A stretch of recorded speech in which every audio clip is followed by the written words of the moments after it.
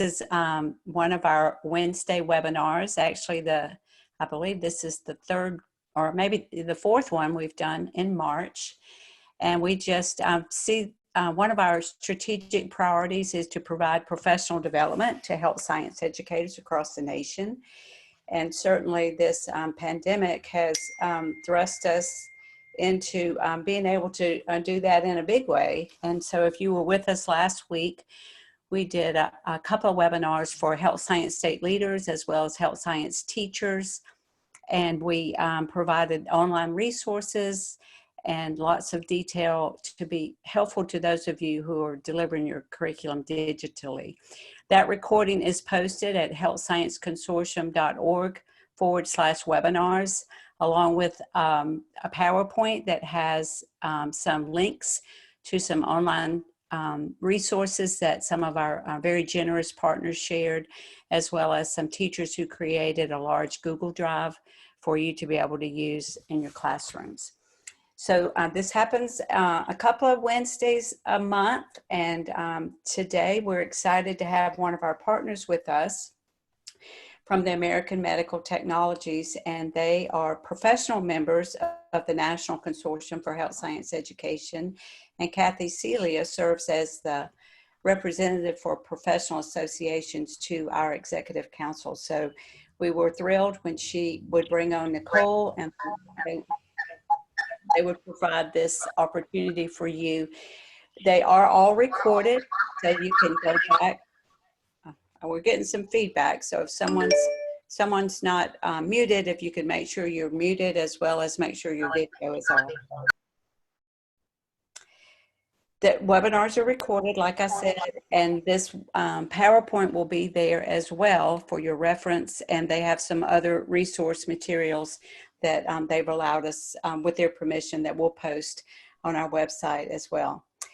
If you need documentation for attending this 1 hour of professional development, we are more than happy to create a certificate for you. If your documentation would be satisfied by actually printing the confirmation email that you registered, we encourage you to use that as well.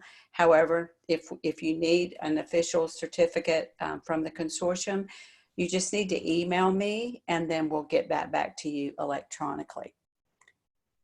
I think that's all I need to say, except for Kathy and Nicole will have about 40 to 45 minutes of content for you, and then we'll reserve the last 10 to 15 minutes for contributions and questions, and we'll put that in the chat feature for you to share or get involved in the closing part of this webinar.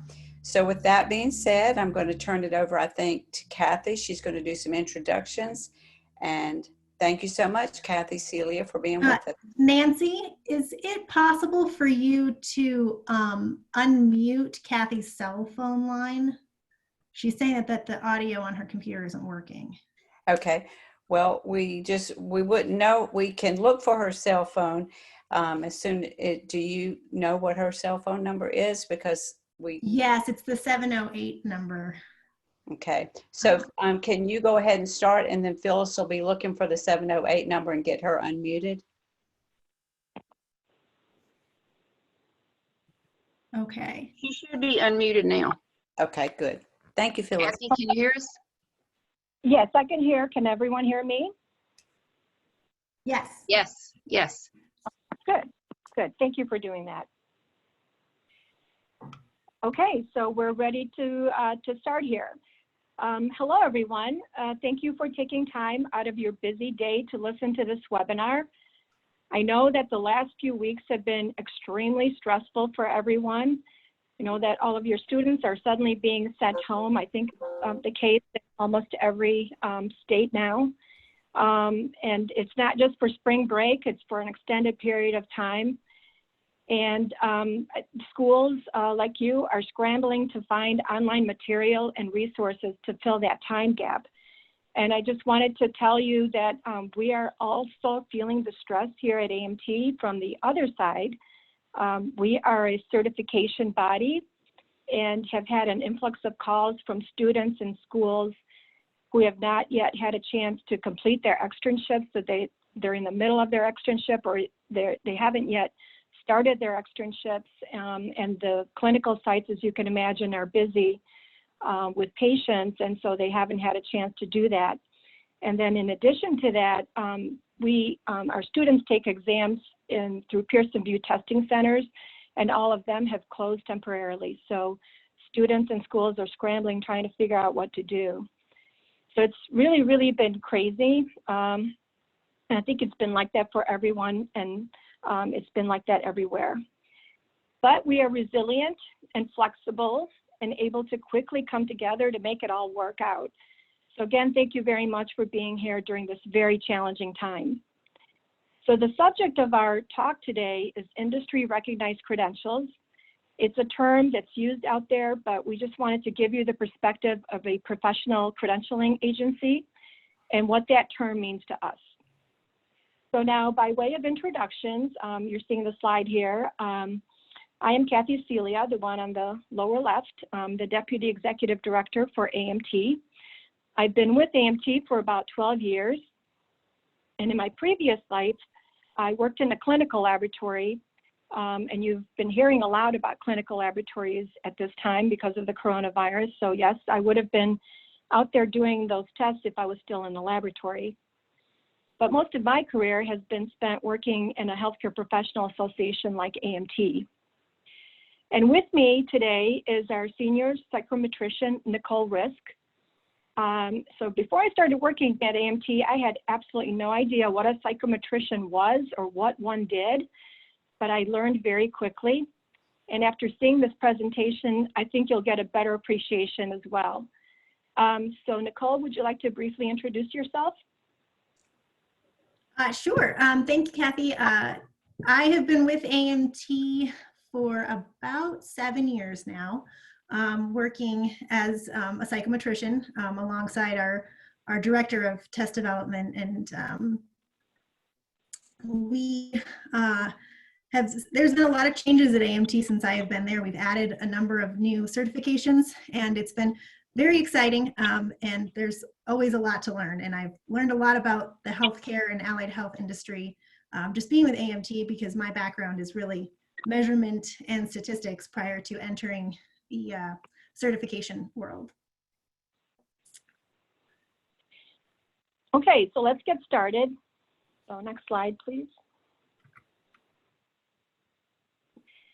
All right, and this is what we plan to cover today. First of all, we'll go over the overall healthcare landscape as we see it and what it means to all of you. And then we'll quickly go over some definition of terms. They're probably terms that you're all familiar with, but we just wanted to make sure that everyone was on the same page. And then we'll turn it over to Nicole, who will get into how certification exams are developed. And then finally, we'll cover your role in developing the future healthcare workers. It's the next slide. All right, so we see three major forces working for us, or in this particular case, it's really against us in the healthcare field. So the first is the general demographics of the US population.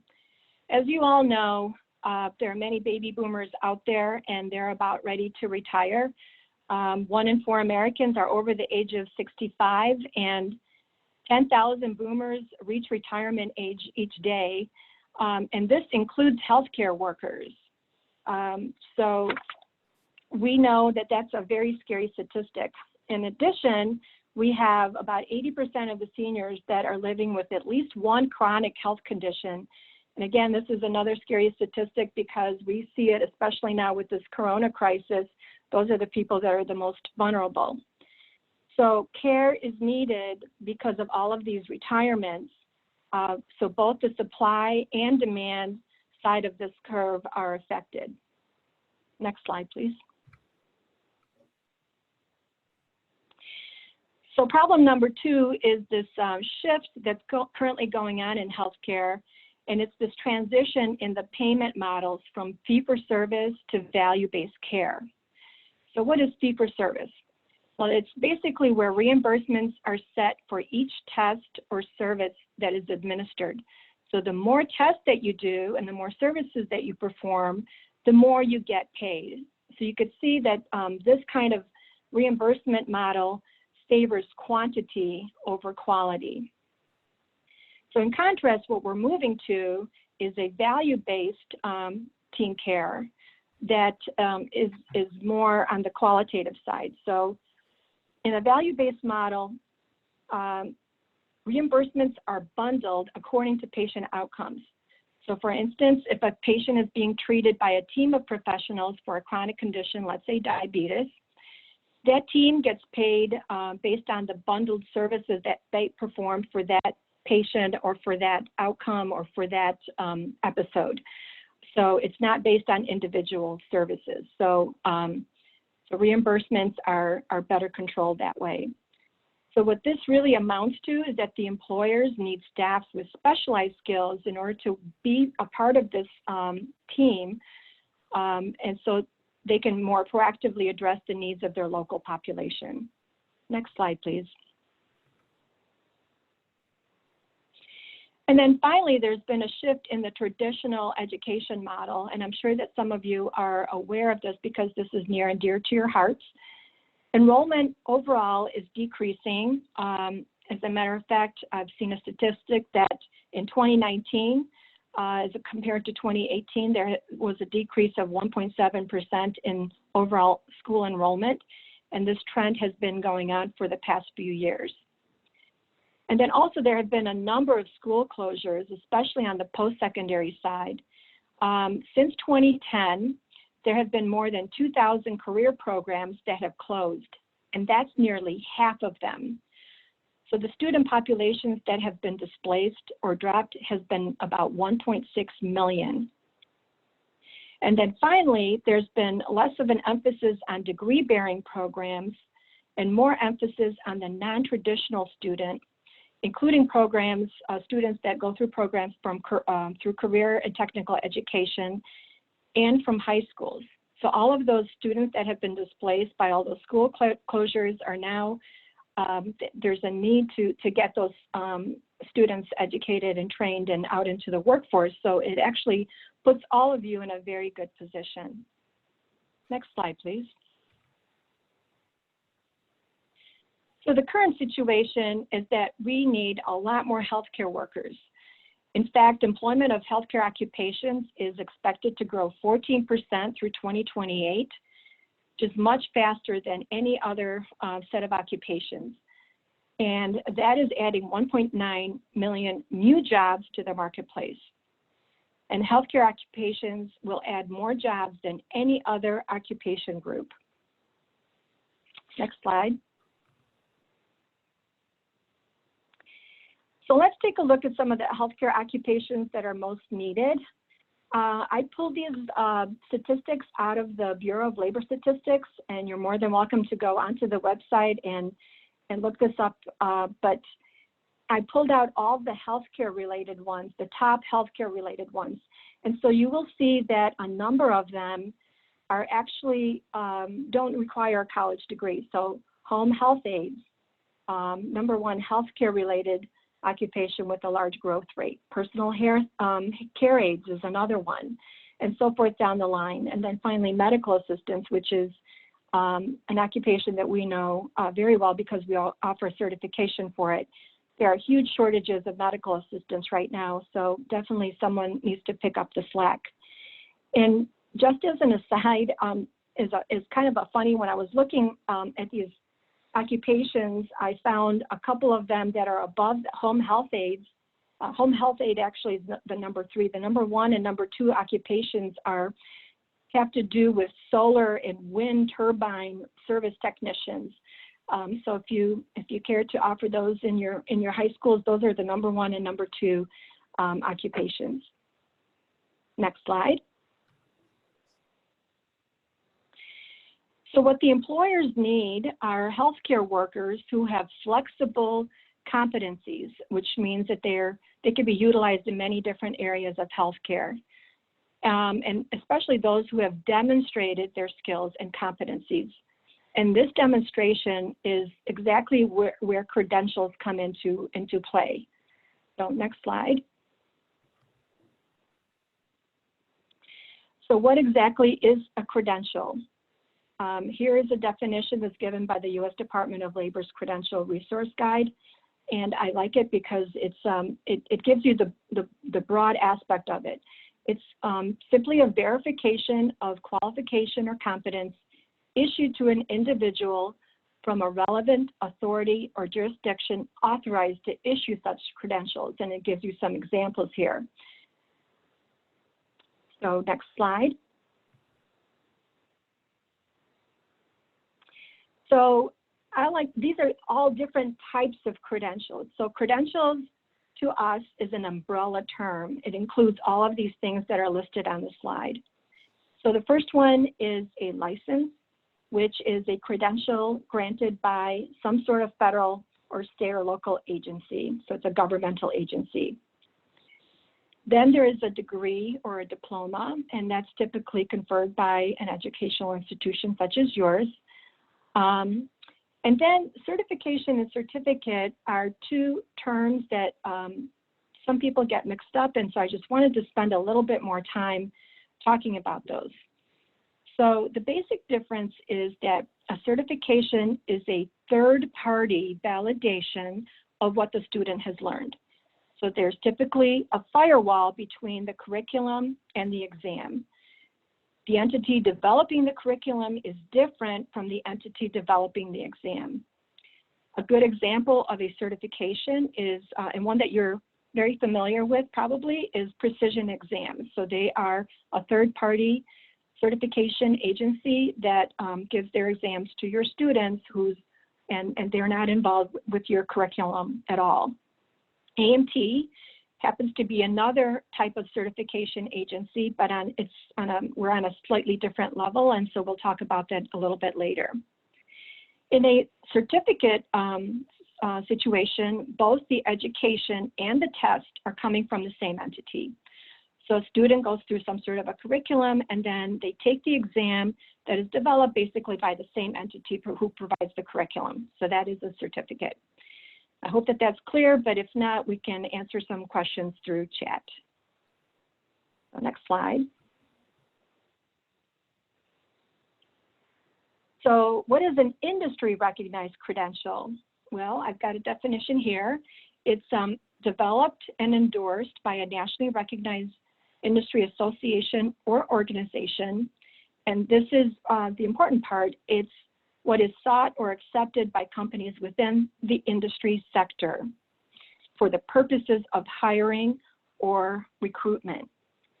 So the healthcare industry or employers are driving the credential requirements. And we'll see this more at play when Nicole talks about how certification exams are developed. Okay, next slide. So here's another set of terms for accreditation. When you certify, it's basically for an individual, but accreditation is for entities such as labs, hospitals, or school programs. So I've listed a couple of school accreditors here, which are listed also. There's a number of school accreditors which are listed on the U.S. Department of Ed website, and I've included the link here. But there are 3 different types of accreditors. And again, this is for post-secondary education, not for high schools. So I'm telling you about this because this is what the industry is used to seeing and what they expect. So the people that they hire have training through programs which are accredited by these types of entities. So there are programmatic accreditors, and these accreditors accredit specific programs, and I'll use some examples in a bit. Then there are institutional accreditors who look more at the entire school as a whole. They don't necessarily spend a lot of time looking at each individual program within an institution, but instead they look at general structure of the school, their administrative policies, processes, procedures, and perhaps their financial standing. And then there are regional accreditors, and they're just like institutional accreditors, but they're specific to a certain region of the country. And there are accreditors for certification bodies such as AMT. So for instance, we are accredited through NCCA, one of the 2 organizations listed there. Okay, so next slide, please. So here are examples of two programmatic accreditors for medical assisting. And again, I mention these because we're very familiar with them. I know it's a alphabet soup here, and I don't know if you're familiar with them, but there's ABHES and KHEB, and KHEB is actually administered through MAYERB. So both of these entities provide very detailed information about what competencies are to be covered in a medical assisting curriculum. And I've given you exact places on the websites of these two organizations where you can find those competencies. Both of these organizations also dictate the number of externship hours that are required. For medical assisting, it's 160 clock hours of unpaid externship. And they also dictate the credentials that are acceptable for meeting the requirements, or what the students should be, who they should be credentialed through. So I strongly urge you, if you have or are interested in initiating a medical assisting program, to use these standards as a guide. And I'm sure other occupations have similar accreditors, but again, this is who we're familiar with. So the bottom line is, you have to look at what the general expectation in the industry is for a certain occupation, and use that as a guide as you develop your programs. You don't have to necessarily go through becoming accredited, but at least it will give you a starting point and a definite direction if you're looking to see what you should include in your curriculum. Next slide. So let's take a look at how industry recognized credentials are developed, and I'll turn this over to my colleague, Nicole. Nicole? Thank you, Kathy. Well, as you can imagine, there are a number of components that go into an exam, or really any large-scale assessment program. So this graphic here represents the life cycle of an exam. And examination development is very much an ongoing iterative process, where each exam program has, a continuous life cycle that really begins with the construction and specification of the credential, or if you're working in another space, the purpose of the exam. And then it moves through each of these various development stages, which we will touch on the coming slides. And then at each of these stages in the exam life cycle, there's a number of security measures that are put into place to help ensure the integrity of the exam. So the foundation of a certification exam really begins with defining the competencies of the job role that you're seeking to certify. So establishing the criteria for certification really involves careful specification of the occupational scope of practice and the examination blueprint, which outlines all those tasks. And any well-developed certification program will rely on a very well-defined test blueprint, which is created from those knowledge, skills, and task statements that are shown to be critical to the job role. And demonstrating that link between these tasks and knowledge to the actual credentialing exam is done through a process that we call job task analysis. And the main goal of a job task analysis is to really outline those critical job tasks and competencies in order to align our exam content and specifications to current practice in the field. And this is really an important process because it ensures that our test blueprints are not only representative of knowledge and skill required for entry-level practice, but it aids in the creation of appropriate test items. We want to be sure that the items on our exams actually measure and reflect whether an individual is suited to practice. So a job task analysis is conducted periodically on an ongoing basis. It's typically every 5 to 7 years. Some fields like the tech space that will do them every 3 years because it's more rapidly changing. At AMT, we stick to every 5 years to conduct for each one of our programs. And this really helps make sure that the test blueprints and items, remain current with practice. So one common approach, and the one that we use at AMT, is to collect the data using a verification survey. And what we do is we get together with a group of subject matter experts who outline the job tasks and skills that they feel are relevant to the job role. And then we turn that into a survey, putting the statements with various rating scales, such as importance or frequency. You know, how important is this task to your job? How frequently is it done? You know, how critical is this for safe practice? There's a number of different ways that you can phrase it. And then the results of these surveys are used to construct the draft test specification document that actually allocates the number of items on our exam to these different content areas. So something that is more important or done more frequently will be given more weight and more items on the exam. And this step is really crucial just to ensure that the exam is reflective of practice. And it's not only, you know, a best practice element for test quality and validity, but it's also necessary for accreditation, as Kathy mentioned earlier, with organizations such as ANSI or NCCA. Any organization that wants their exam accredited has to show substantial evidence that the foundation of their exam is grounded in practice using appropriate measurement methods. So after, you know, we build the foundation of the exam and outline our competencies, we get into content development and the construction of good test items. So again, at this point, we work with subject matter experts to develop items that are validly and reliably, you know, measure these skills. And there's a number of things that have to be considered here, you know, whether the items align to the specifications, are they entry level, job related, address various cognitive levels. You know, we don't just want items that are rote memory definition questions only, and are they free from bias? And then they're submitted for review. And there's also kind of a life cycle to an item. Once we send out writing assignments, we'll have an item written. It goes through about 3 rounds of subject matter experts to make sure that it's, you know, relevant and accurate. It goes through an editorial review to make sure that the grammar and spelling is all correct and that the style matches other items on our exam. And then it kind of goes through a psychometric edit to make sure that it follows the guidelines of good test writing. For example, you know, we don't accept items that are written with, you know, none of the above or all of the above.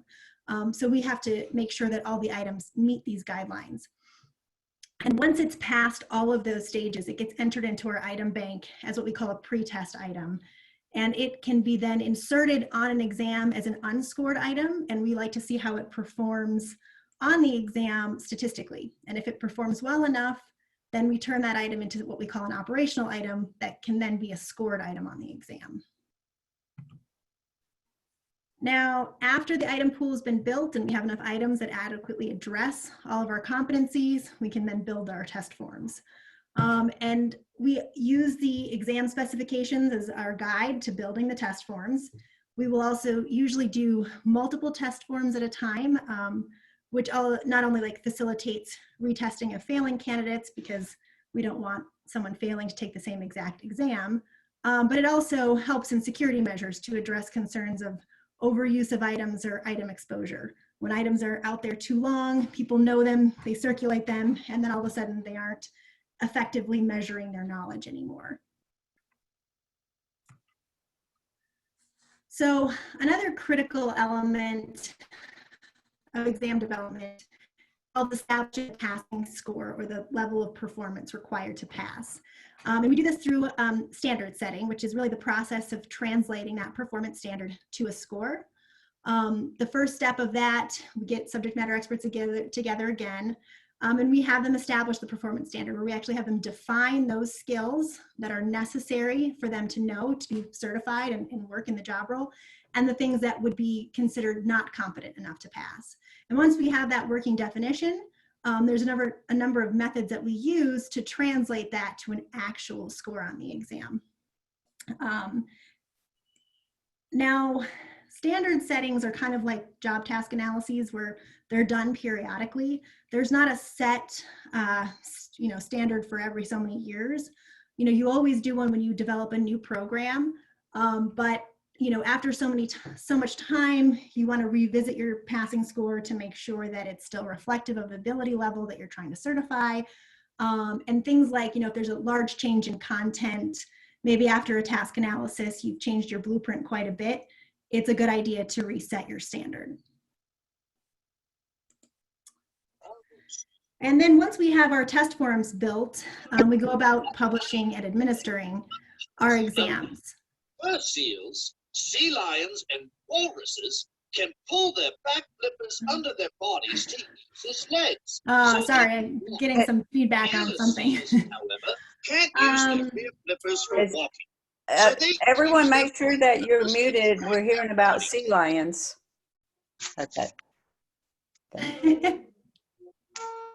How do seals? All right. So there are a lot of quality checks that we build into the process of publishing and delivering our exams. We devote a lot of time to loading the assessments onto secure platforms. As Kathy mentioned before, we work with Pearson VUE. And so we work closely with them to ensure that our test item scoring, all aspects of the exam are executed with the highest degree of quality control and security possible. And this process usually takes anywhere from 4 to 8 weeks, depending on the backlog, and we go back and forth.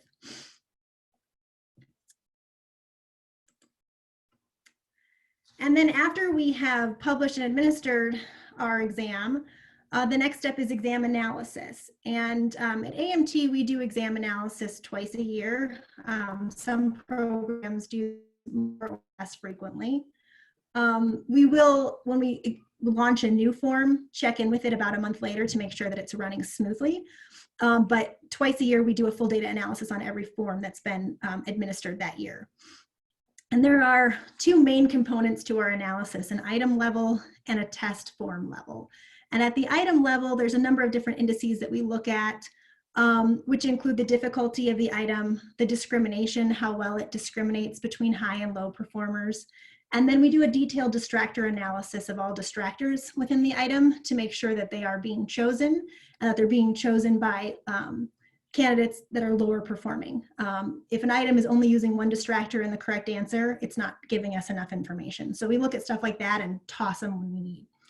And then at the test form level, we look at both the reliability of the form, making sure that it's performing consistently across candidates and that it's valid, that we're validly passing people that should pass and those that should not. Now, exam maintenance is really key to consistent performance and pretty much encompasses everything that we've just been going over. This is an ongoing process where you want to make sure you're doing your data analysis, checking in with all of your data. You have subject matter experts that are ready to review the item performance. You want to make sure that you're revising and deleting any items that are misperforming and that your content is being reviewed constantly, not just the operational items out at the time, but those in the bank to make sure that everything is still relevant, accurate, entry level, all of those things. And then new items, we're constantly getting new content and new item development through the pipeline. And lastly, one of the most critical components really is exam security. You want to make sure that the tests are delivered with the level of security appropriate for the stakes associated with the test scores. And so in our space, certification is a very high stakes exam. So our exams are all delivered with the most secure monitored environments. Anytime that you are issuing a credential that can affect the health and safety of the public and the practitioners, it's obviously high stakes. And any high stakes certification organization will devote a significant resource to security through their choice of test vendor. So we work with Pearson VUE, which allows us a lot of security on our end. And on the front side of security, there's 3 main things that we look at. Identification, making sure that the individual showing up to test is actually the one seeking this credential. Securing the environment to make sure that they aren't bringing in devices and materials to help them cheat. And really the most important is protecting the intellectual property of the exam program. We spend a lot of time, money, and resources into building these, and we need to make sure that our content is not stolen or used improperly. When security is breached, it really jeopardizes the validity of the exam and the certification. You know, our certification is kind of like a stamp of approval that this individual is ready and able to perform at a safe and acceptable level of practice. And so if our security is compromised, it doesn't hold the same weight. So it really is important for us to ensure that the content remains secure. And with that, Kathy, I will go ahead and turn it back over to you. Okay, thank you, Nicole. So you all have an opportunity to train and contribute to the healthcare workforce by providing competent individuals who will either be hired directly into positions or those that you're preparing to continue with their education. So here are some things that you should consider as you move towards this goal. One is to develop and implement a curriculum that is aligned with and follows industry standards. And then the second point is to work with your local area employers to make sure that you're meeting their workforce needs. You may also want to take a look at some local job ads to see what responsibilities are required for certain occupations, as well as the training and education or credentials that are required for the job. And then, of course, you want a credential along the way to demonstrate all of those competencies and make sure that they are achieved and you're demonstrating that. So again, I'll mention precision exams. So if you're doing end of course or end of program credentials, that is one certain way to make sure that you are testing your students along the way and make sure that they are prepared. And then, of course, once you complete all of that, you may want to have your students take a national industry recognized exam that will serve them well as they go out there and actually look for a job, because that's what the employers are looking for, someone that they recognize as a certification body. Next slide, please. So the ultimate solution is really a partnership between all of you as educators or trainers and employers, as I mentioned before, and then of course the learners, which are students that you represent. I personally see the industry recognized exam at the intersection of all of these partnerships, as we kind of touch on each of these three, and we are, you know, the conduit to having all of this kind of streamlined and work together. So next slide, please. So I just wanted, that ends our formal presentation, but I wanted to tell you a little bit more about AMT. We're a nonprofit certification agency. So all of our certificates of people who pass our exam are automatically members of our association. And so we continue with them after they get certified, and we are their career partner, and we make sure that they continue with their competencies, and we offer them a number of different things that they can use throughout their career to help them. We've been around since 1939, so we are well recognized and respected in the industry. And as I mentioned before, all of our competency-based exams are accredited through NCCA. And then we have over 86,000 currently certified allied health professionals working in the field. Next slide, please.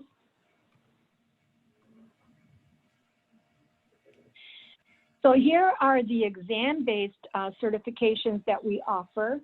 You can see we do medical assisting, phlebotomy technician. One that I may want to point out a little bit more is the medical lab assistant certification, which is a college degree is not required at all, and it's a very good entry level into the lab field. So that is one that you may want to consider. And these are the folks that work in commercial reference labs and other labs across the U.S., and you're hearing about them right now because of the coronavirus. But these are, like I said, the entry level into the lab field. I want to mention there's one other certification that we offer that is not listed here that you all may be interested in, and it's not an exam-based certification, but it's allied health instructor. So that is a portfolio based, it's based on education and experience. But this, for the instructors out there, that is one certification that we do offer, again, non-exam based. The next slide. So finally, I've listed the website, our website, and along with our email contact information. The number that you see here is, the phone number is a general number, but probably the best way to reach both me and Nicole are through email. One thing that I do want to mention on our website, there's a couple of good resources that you may want to check out. One is for all of those certifications that I just mentioned. If you go on our website and go under Get Certified and then eligibility criteria, you could see the exact criteria for each of our certifications. So what is required for students to qualify to sit for our exams.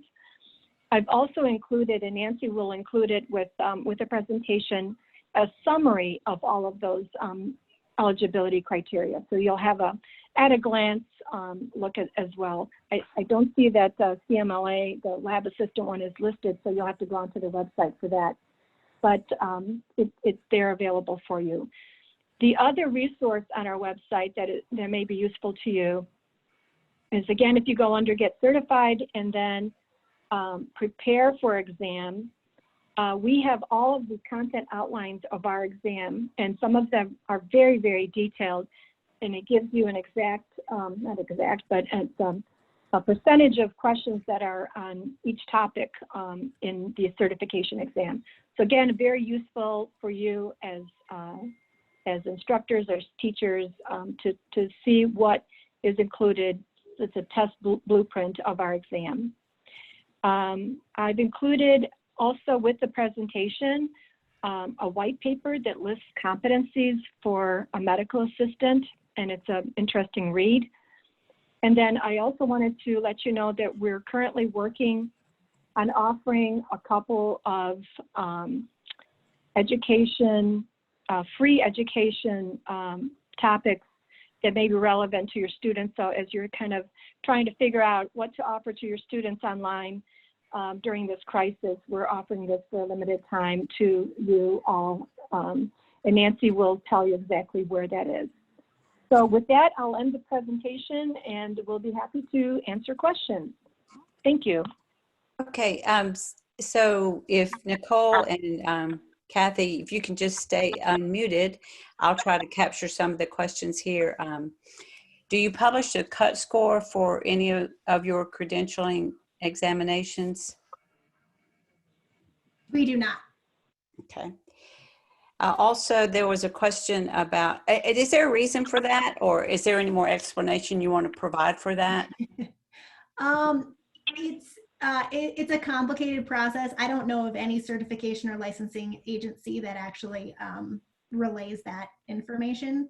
You know, you get it's all standardized so that like our passing score is 70 on all of our exams, but the actual cut score performance standard is kind of information that is not shared. I would agree. I would agree as a registered nurse, and the Board of Nursing doesn't publish that either, but sometimes we get that question from teachers, and so I wanted to address that.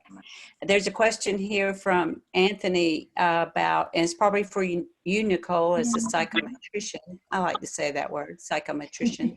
What do you mean by discriminate? Discriminate is a statistical property that actually tells us within the item how well between high and low performers an item looks. So if it has a high value, that means that we can tell that, you know, high performers are getting this item correct and low performers are getting this item wrong, which is the kind of discrimination value you want. That means that the item is performing properly. There are times when you get an item where for some reason it's written confusingly and your top performers are getting the answer incorrect and your bottom performers are getting it correct. And that's obviously not a good item, and that's what we mean by discrimination. Okay, thank you. Do you have any other languages, or how do you offer your exams, and in other languages for students that English may not be their first language. I don't believe that we offer, I know we don't offer our certifications in another language. And Nicole may want to speak to how difficult that is and translate. There's a whole process.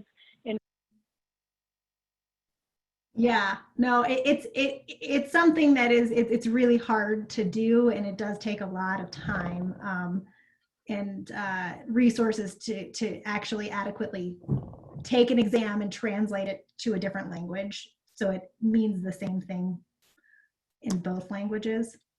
And so at this time, AMT does not offer. Okay. I'm looking to see if there were any other questions. There was a question about certified nurse aide from Pauline, and I think we've answered that. Is that, Phyllis, you're welcome to unmute too, because I know you're very knowledgeable about the certified nurse aide, but those certifying bodies may vary from state to state. So you would need to check, within your state, whether they use Pearson VUE or there's a couple of others, I think, that are available. Kathy Andrews had a question about where to locate the white paper. And so if you go to healthscienceconsortium.org/webinar, you will find all the webinars that we've had over the past year or two.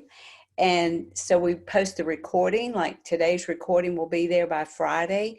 And then along with the recording, any documents that Kathy and Nicole allowed us to post will be there as well. So this PowerPoint will be there, as well as the two papers that Kathy mentioned in closing. So look for that by Friday. Nancy, there's also a question. Peg mentioned that you had said something about the two most in-demand jobs at the beginning of the presentation. That might have been Nicole. One of the jobs was wind, solar energy, but she didn't hear the second one. She was wondering what that one was.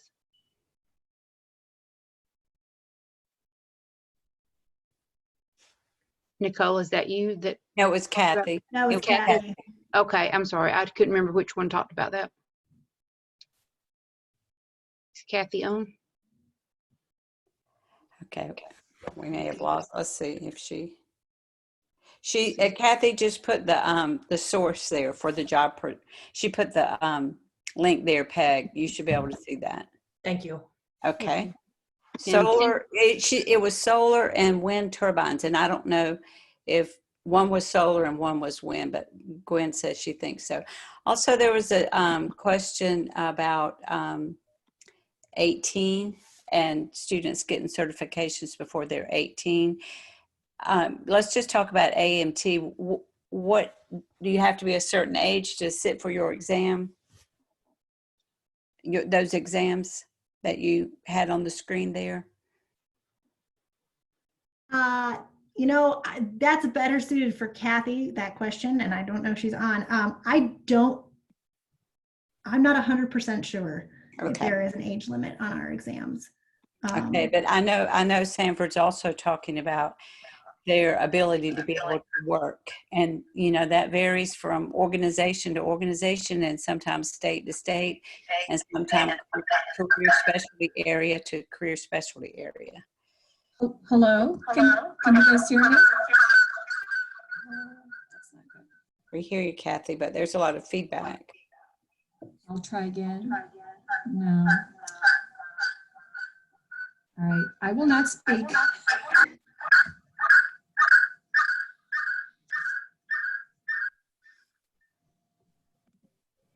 Okay, anybody, let's see, Cindy, do we have your question here?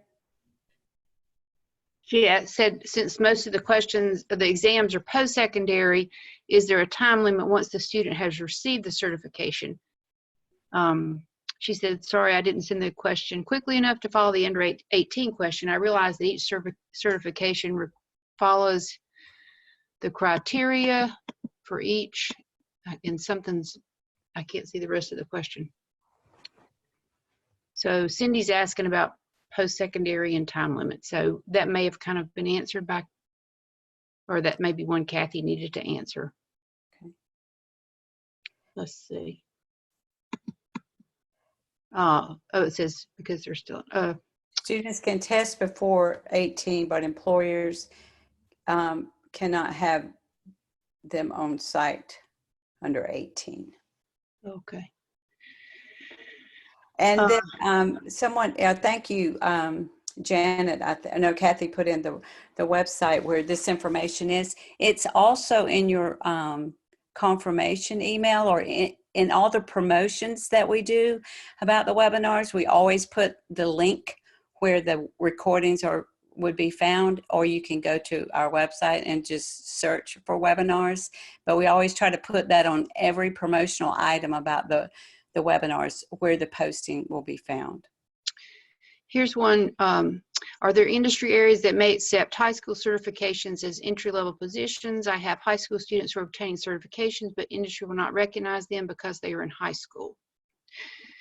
I know I had that issue. Kathy, is Kathy on still, or Nicole? Is that something you wanted to answer, or I can share? Go ahead. Okay. One of the things that I found when I was at the State Department in Georgia was that a lot of times the industry people just saw them as high school students. They really didn't understand what all the kids were learning. And so in addition to taking in like a certificate or whatever to show, we tried to show the curriculum and the things that they'd mastered. And then they're like, oh, I didn't know they did all that, you know. So I think that's one reason you have to really work with your industry partners and have them understand. It's kind of like, you know, until they come to like a HOSA event or something, unless they visit your classroom and look at your curriculum and look at what you're doing, they just kind of breeze over it, and you know, they're busy and all. But I mean, I think that if we really show them what the kids are learning and doing and mastering, they're more likely to consider it. And a lot of times HIPAA is one of the main things, HIPAA and safety and infection control, which obviously now that's a huge issue too, but are some of the things they're concerned about. So that's just my take on it, but someone else may have another answer for that.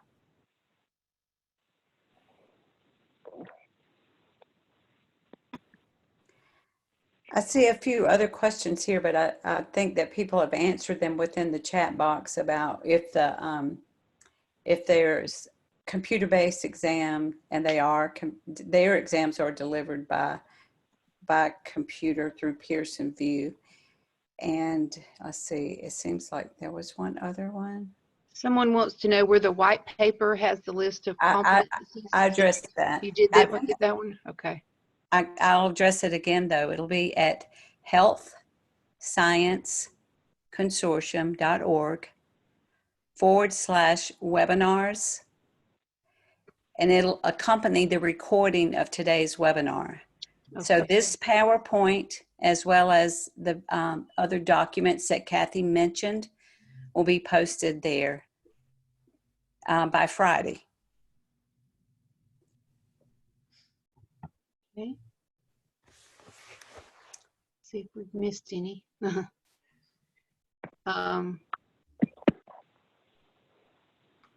This person said, why not accept the certification if a student has passed a national exam? Doesn't that explain the curriculum?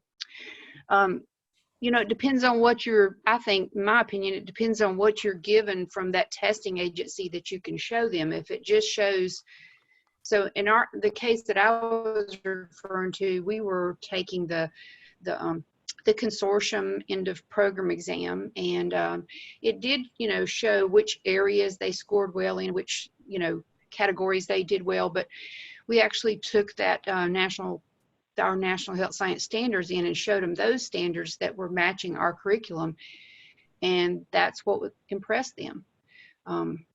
They just needed to dig a little bit deeper and see it. So that was just my experience. That might not be the case for somebody else, but it made a difference for us. Our hospital system, one of our hospital organizations did a survey of their hospitals. They were primarily the smaller, more rural hospitals, but they surveyed them and asked them, you know, why would you let students come in and work in your program or intern or do all these other examples? And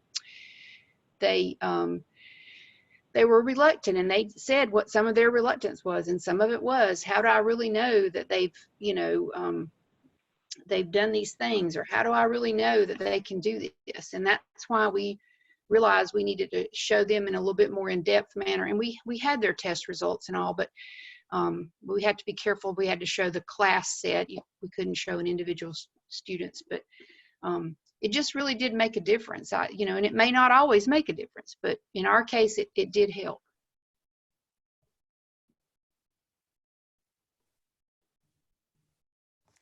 Okay, we'll take this last question here because it's about 5 o'clock and it's from Eileen Costa. So Eileen, I don't know if you were able to attend the webinar that we did last Wednesday. It was completely focused on online resources for health science teachers. And so if you go to that website, I'm not going to say it again because y'all are tired of hearing it, but if you go there, you can see the webinar. There's also a PowerPoint that has links. And in those links, you'll see resources that some of our generous partners have shared access to their online curriculum through the end of the year at no cost. There's also a fully developed Google Drive, and you don't have to have, you can click right on that. You don't have to have a Google account, but you can click on that link. And we had teachers who got very, very busy and created a fully developed, comprehensive resource, complete online for you to be able to use that hopefully you'll find some information there that'll be helpful for you. We also have the health science curriculum enhancements. That's a product that's been around for a while that the consortium developed about 8 years ago. And that's a downloadable, a purchase in our online store. And it's there now. And if you had a PO from your school for states that are members of the consortium, that resource is $300. For non-member states, it's $450. But the cool thing about that is we're having that resource is being revised in a big way to match the National Health Science Standards that were updated in May of last year. And so if you purchase it now for an additional $50, you can get the completely revised enhancements, which will be available in August of 2020. So just wanted to throw that out if anybody needed that resource is available through our online store. Hey. Well, thank you everyone for coming. Remember, if you need a certificate to document your participation, you can email me. You have my email that you received today, a reminder about this opportunity, so you can email me and I'll be happy to create that for you and send it back to you electronically. Look forward to seeing you if you can attend on April 1st. We'll be doing one on the how and why of organ and tissue donation, and that would be one that would be appropriate for students too. So if you wanted to come and watch and then create a lesson around that and have your students go back and watch it, that would be a way to expose them to organ and tissue donation, because May is National Donate Life Month. Have a good rest of your Wednesday, everyone. Thank you. You too. Thank you, everyone. Thank you.